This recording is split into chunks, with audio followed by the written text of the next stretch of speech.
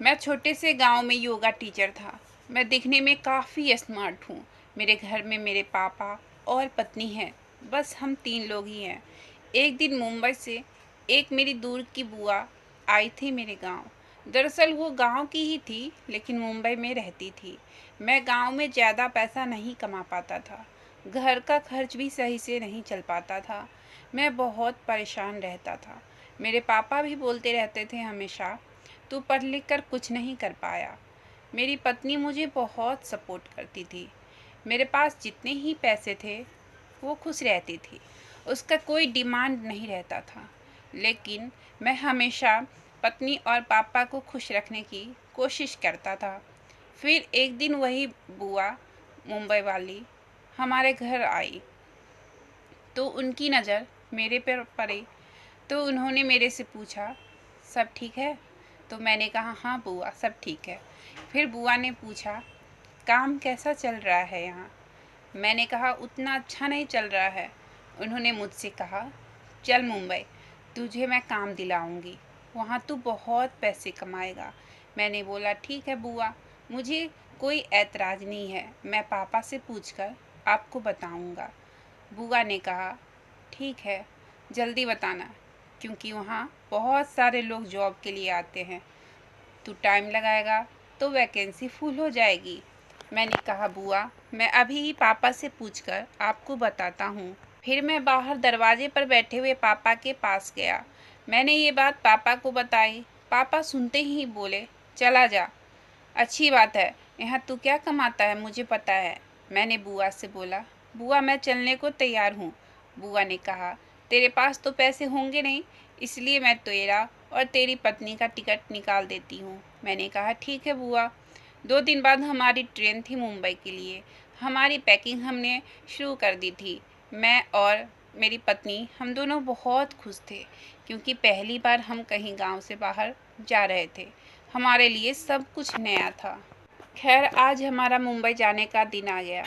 जाते टाइम मैंने पापा के पैर छुए तो पापा ने हमें आशीर्वाद दिया और कहा, अब खाली हाथ वापस मत आना। जब तक कुछ पैसे जमा नहीं कर लेना, तब तक वापस मत आना। हमारी गाड़ी आ गई थी। हमने गाड़ी में अपनी ट्रॉली रखी और बैठ गए। गाड़ी चलने लगी। कुछ ही देर में हम स्टेशन पहुंच गए। वहां पहुंचकर हम ट्रेन का वेट करने लगे। दोपहर के 3 बजे हमारी ट्रेन आ गई। हम ट्रेन में जाकर बैठ गए। थोड़ी ही देर में ट्रेन खुल गई। मैं गांव की यादों को पीछे छोड़ नई दुनिया बसाने जा रहा था। अगले दिन हम मुंबई पहुंच गए थे। बुआ ने हमें एक फ्लैट भाड़े से दिला दिया। बुआ अपने फ्लैट पर चली गई और हम लोग अपने फ्लैट पर। दूसरे दिन बुआ ने मुझे जॉब के लिए अपने घर बुलाया। मैं बुआ के घर गया तो उनका घर देखता ही रह गया। उनका घर बहुत ही सुंदर था। हर ऐशो आराम की चीज़ें थी वहाँ पर। मुझे ऐसे घर को घूरता देख बुआ ने कहा, क्या घर देख रहे हो? मैंने कहा, हाँ बुआ, घर है ही इतना सुंदर। तो उन्होंने कहा, ऐसा घर भी तेरे पास भी होगा, लेकिन उसके लिए तुझे जो मैं कहूँगी वो करना पड़ेगा। मैंने कहा, मतलब? तो वो हंसने लगी। फिर उन्होंने मुझे टी शर्ट जीन्स देते हुए कहा, ले कपड़ा चेंज कर ले।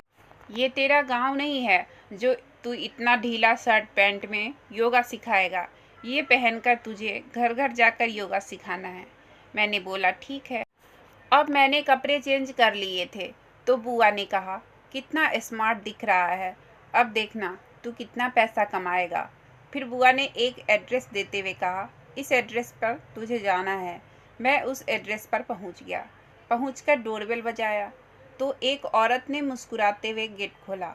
उसने मुझे अपने रूम में चलने को कहा। मैंने कहा, रूम में क्यों? मैं तो योगा सिखाने आया हूँ। तो वो औरत हंसते हुए बोली, मुझे योगा नहीं सीखना है। और उसने रूम का गेट बंद कर दिया और अपनी बाहों में भर लिया। मैंने कहा, मैं शादीशुदा हूँ, मैं ऐसा कोई गलत काम नहीं करूँगा। उस औरत ने मेरी एक नहीं सुनी और उसने मेरे साथ बहुत गलत किया। फिर जाते समय उसने मुझे बहुत सारे पैसे दिए। मैं बुआ के पास जाकर बुआ को पैसे दे दिए और मेरे साथ जो सब हुआ वो सारी बातें मैंने बुआ को बताई और रोने लगा। बुआ ने कहा, अरे तू इसलिए रो रहा है, देख इसके बदले कितने पैसे मिले हैं। तुझे घर चाहिए था ना, बोल। मैंने कहा, मैं गलत तरीके से पैसे नहीं कमाऊंगा, आप अपने पैसे अपने पास रखिए। ये कहकर मैं वहाँ से अपने फ्लैट पर आ गया। मेरे साथ जो सब हुआ था वो सब मेरे मन में चल रहा था। तभी पत्नी ने कहा, खाने के लिए तो घर में कुछ नहीं है, हम मार्केट चलकर राशन लेकर आते हैं। मैंने कहा, आज पैसे नहीं ला पाया, कल राशन ले आएंगे।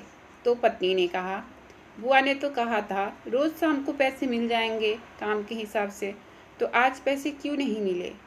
मैं बात करती हूँ बुआ से। ये कहकर उसने बुआ को कॉल लगा दिया और पूछने लगी, पैसे क्यों नहीं मिले? बुआ ने कहा, पैसे ले जाना भूल गया, आकर ले जाओ। फिर पत्नी जा रही थी पैसा लाने, तो मैंने उसे रोकते हुए कहा, तुम नहीं जाओगी बुआ के घर, मैं ही जाता हूँ। पत्नी ने कहा, आप जब से ड्यूटी से आए हो तब से बदले बदले दिख रहे हो, कोई बात है तो मुझे बताओ। मैंने कहा, नहीं कोई बात नहीं है, सब ठीक है। अच्छा गया आज का दिन। फिर मैंने बुआ से पैसे लेकर राशन ले आया और मैंने काम पर जाना छोड़ दिया। लेकिन पत्नी को क्या जवाब देता, इसलिए ड्यूटी के टाइम पर घर से बाहर रहने लगा। सुबह घर से बाहर निकल जाता और शाम को आता। बाहर में मैं नौकरी की तलाश करता। मेरी पत्नी इन सब बातों से अनजान थी। 1 महीने बीत गए, मुझे नौकरी नहीं मिली। मेरे घर का राशन ख़त्म हो गया। फिर पत्नी ने कहा, सब राशन ख़त्म हो गया, ड्यूटी से लौटते टाइम लेकर आना। मैं क्या करता, अपनी बुआ के पास गया और बोला, मुझे काम करना है आपका। और मैंने फिर गलत काम करना शुरू कर दिया, लेकिन अंदर ही अंदर मैं टूटता जा रहा था। पत्नी से झल्लाकर बातें किया करता था। एक दिन पत्नी से कहा, चलो वापस हम अपने गांव चलते हैं, मुझे यहाँ नहीं रहना है। पत्नी ने कहा, आप क्यों ऐसे बोल रहे हो? मुझे लगता है आप कुछ तो ऐसा है जो मुझसे छुपा रहे हो। मैं अब बर्दाश्त नहीं कर सकता था। मैंने रोते हुए पत्नी को सारी बात बता दी। फिर पत्नी ने कहा, हम बिना बुआ को सज़ा दिलाए यहाँ से नहीं जाएंगे।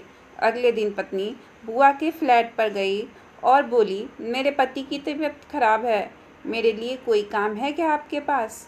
बुआ बहुत खुश हो गई मेरी बात सुनकर और एक नई साड़ी देकर बोली, पहन लो इसे। मैं साड़ी पहनकर अच्छे से तैयार होकर एक होटल के एक रूम में गई। वहाँ पहले से बुआ ने एक लड़का को बुला रखा था। मेरे पति को फ़ोन से मैंने बुआ से छिपकर सारी बातें बता दी थी और होटल का एड्रेस भी दे दिया था। मेरे पति वहाँ पर पुलिस को लेकर आ गए। पुलिस ने बुआ को पकड़ ली। बुआ को किए की सज़ा मिल गई।